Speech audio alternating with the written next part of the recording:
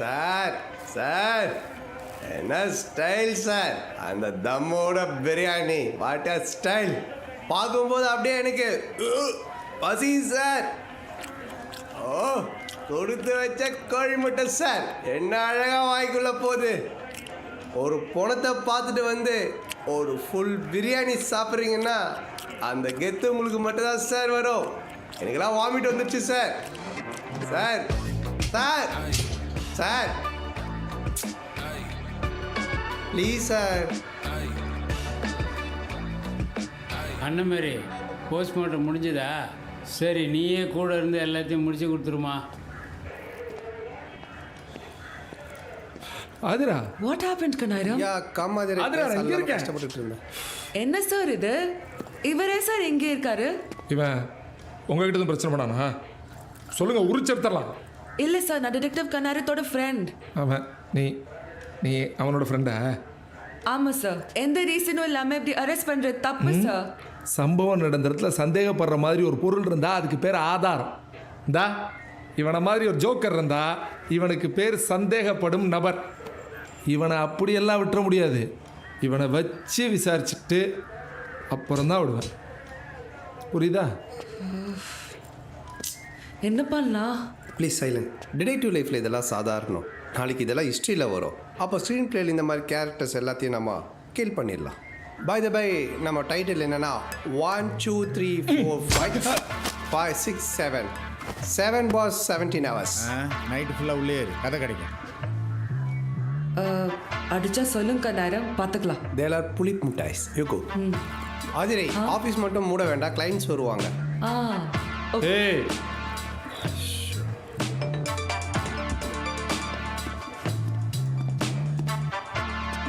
Hello. ஏனுங்க, detective agent Kannayiram இருக்காருங்களா? ஆமாமா, கண்ணாயிரம் தான் பேசுறேன். சொல்லுங்க சொல்லுங்க.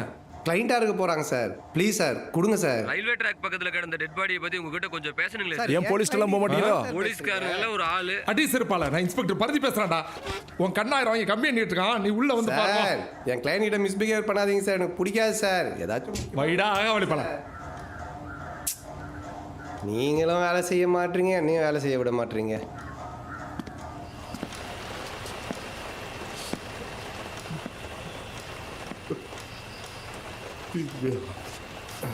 சார் உங்களை தான். சொல்லுங்க, எந்த பிரச்சனை இருந்தாலும் தட்டி தூக்கிடலாம். நான் பெயில் வேணுமா? அழாம சொல்லுங்க சார். என்ன திருட்டு கேஸா? யார் சார் திவ்யா? என் பொண்ணு. என்ன சார் நடந்துச்சு?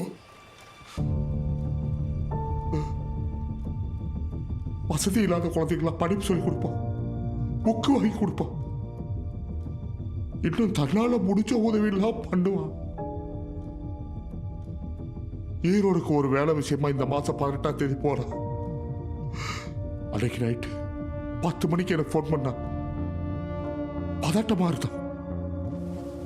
ஏமா பதட்டமா இருக்க, என்ன விஷயம் சொல்லு கண்ணுன்னு கேட்டேன்.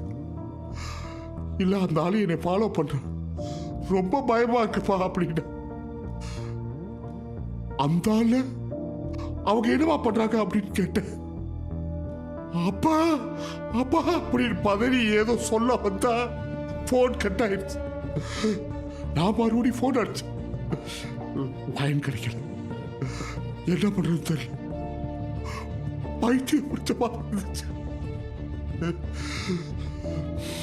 டக்குனு என் சிநேகிதன் ஒருத்தரை கூட்டிட்டு ஈரோடு பக்கத்தில் உள்ள போலீஸ் ஸ்டேஷன்ல கம்ப்ளைண்ட் கொடுத்தேன். அங்க இருக்க இன்ஸ்பெக்டர் அடையாளம் தெரியாத ஒரு பொண்ணு இருக்கு, அது உங்க பொண்ணா கேட்டு நாடு மனசை தடப்படுத்திக்கிட்டு போனேன்.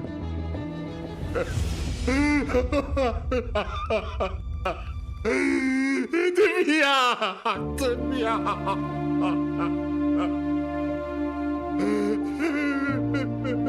அது என் பொண்ணு திவ்யாதான் சார்.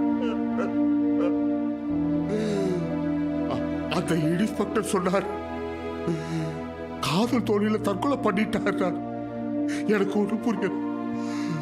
அவ உடம்புல இருந்த நகைக்கீரல், அவ பூஜையில அரைச்ச கைத்தடவை இருந்துச்சு. நான் அதெல்லாம் பார்த்துட்டு இன்ஸ்பெக்டர் சொன்னேன், சார் என்கிட்ட போன்ல பேசுறா சார், அப்படி எல்லா விவரத்தையும் சொன்னேன். அதை அவர் கொஞ்சம் கூட காதல வைக்க அவன் உடம்புல நகைக்கீரல் இருந்துச்சு, அவன் கட்டத்துல அரைஞ்ச கைத்தடம் இருந்துச்சு. தற்கொலை கிடையாது,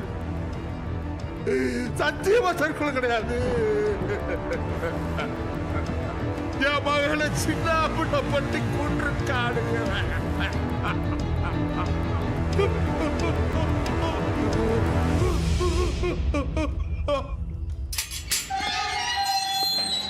ஏதோ இந்த தடவை விட்டாரு.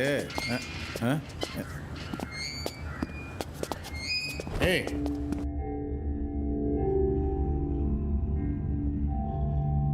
ஒரு 9